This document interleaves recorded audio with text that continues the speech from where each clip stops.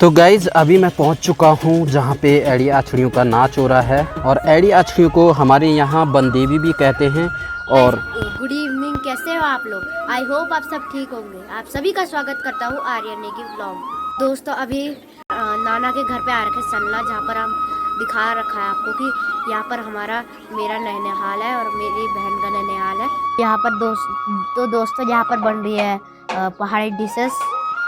यहाँ पर दो डिशेस होती है जो बहुत शुभ मानी जाती है।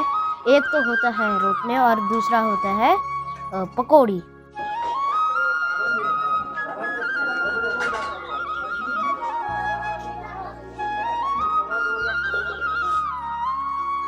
तो ही गाइस, कैसे हो आप लोग? और ब्लॉग की शुरुआत तो आर्यन ने कर ही दी है और मैं अभी सो के उठा हूँ। तो गाइस यहाँ का जो अभी शाम का नज़ारा है ना, बहुत ही सुंदर हो रखा है। और आज शाम को यहाँ नीचे पे एड़ी आछड़ी बोलते हैं ना, तो उनका नाच भी चल रहा है, तो दिखाऊंगा रात को आप लोगों को। और सिस्टम है, कल मेहंदी होगी साले की और परसों उसकी बारात होगी। तो पहाड़ी जो शादी है, मेहंदी की रस्म है पहाड़ में, वो कैसे मनाई जाती है उसको मैं आपको डिटेल से दिखाऊंगा। और निश्चित रूप से आपको कवर करने की कोशिश करूंगा कि यार किस प्रकार से आपको यहाँ का जो कल्चर है उसको दिखाऊं। तो गैस ना, हम यहाँ से आपको जो सन्ना से जो बहुत अच्छा व्यू दिखता है वो बहुत ही सुंदर दिखता है। अभी शाम हो रही है, तो कल अभी जो खेत बिल्कुल हरियाली हो रखी है, गेहूं के खेत हैं। किसी सार में, मतलब खेती में, हमारे यहाँ सार बोलते हैं, खेती में किसी किसी खेती में क्या कर रखा है, हल लगा रखा है। और किसी खेती में आपके गेहूं जो गेहूं जो हो रखे हैं। दिखाते हैं आपको यहाँ का नज़ारा किस प्रकार से है।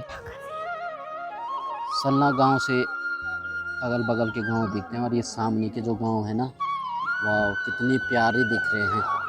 और ये रोड है ना, जो ये पोखरी जाती है, ये वाली रोड, और यहाँ से दिख रहे हो ना, जूम करके दिखाया तो कितना सुंदर लग रहा है। तो ये जूम आउट के देख ही रहे होंगे आप, अच्छा व्यू है।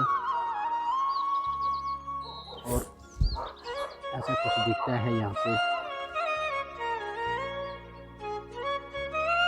और ये यहाँ पे एक लैंडस्लाइड हो रखा है बहुत बड़ा ना, बहुत बड़ा लैंडस्लाइड हो रखा है, तो देख ही रहे होंगे।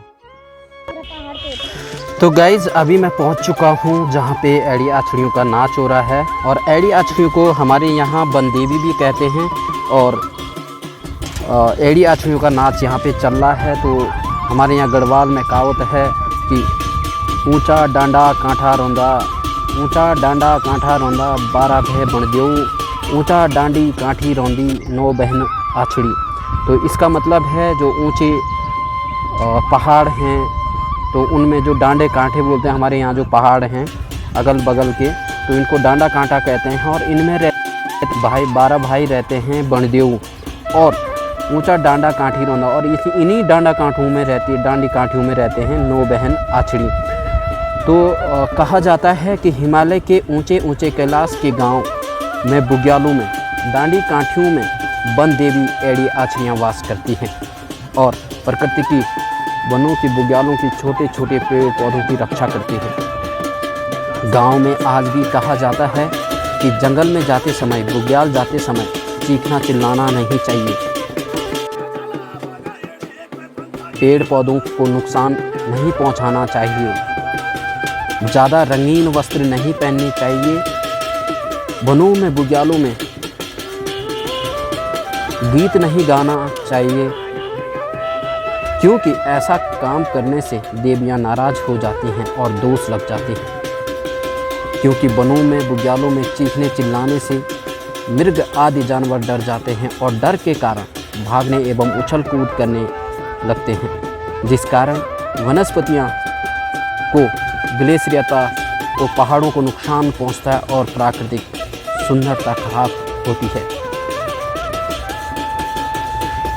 एवं वनों में बुग्यालों में रंगीन वस्त्र पहनने से या गीत गाने से ये देवियाँ उन लोगों की तरफ आकर्षित हो जाती हैं और अपने साथ ले जा देती हैं।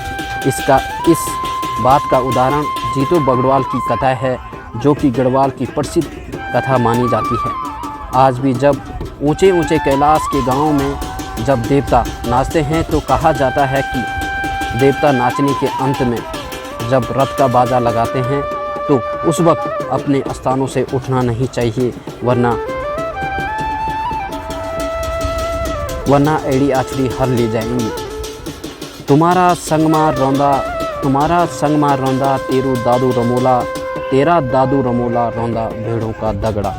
तो मतलब कहने का मतलब है कि तुम्हारा जो एड़ी आछड़ी हैं उनके संग में जो दादू रमोला उन्होंने हरा था वो भी उन्हीं के साथ में रहता है, और तेरा दादू रमोला रौंदा भेड़ों का संग, जो भेड़ बकरियां होती हैं उनके संग भी दादू रमोला ही रहता है।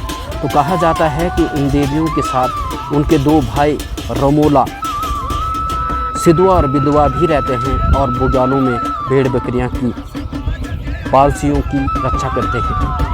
तो ये थी एड़ी आछड़ी की कहानी, जो कि आप लोगों को पसंद आई होगी। और यहाँ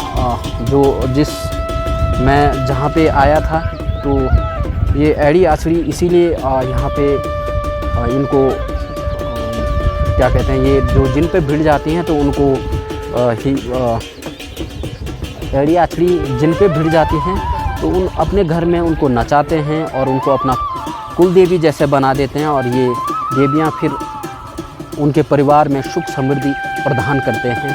तो इन्हें ये जो देवियाँ हैं एड़ी आछड़ी, इनको नाराज़ नहीं करना चाहिए। और अगर आप पे भिड़ भी जाती हैं तो अगर आप पे लग भी जाती हैं, आप अगर लगी हैं तो प्रकट जो दूसरी देवता हैं उनसे वो पूछताछ करके पता चल जाता है कि एड़ी आछड़ी लगी हुई हैं, तो वो पूजा पाठ करके संपन्न भी हो जाते हैं। जैसे अभी यहाँ पे नचाया जा रहा है, तो इस प्रकार इस परिवार की सुख समृद्धि के लिए ये सारे काम किए जा रहे हैं। और दोस्तों ये ज़रूर बोलना कि ये वीडियो आपको कैसी लगी एड़ी आछड़ी। और तो दोस्तों आपको ये वीडियो अच्छी लगी तो लाइक कीजिए, शेयर कीजिए, सब्सक्राइब कीजिए और अपने दोस्तों के साथ शेयर कीजिए। मैं आराध्या नेगी आपको मिलती हूँ अगले व्लॉग में। तब तक के लिए जय देवभूमि उत्तराखंड।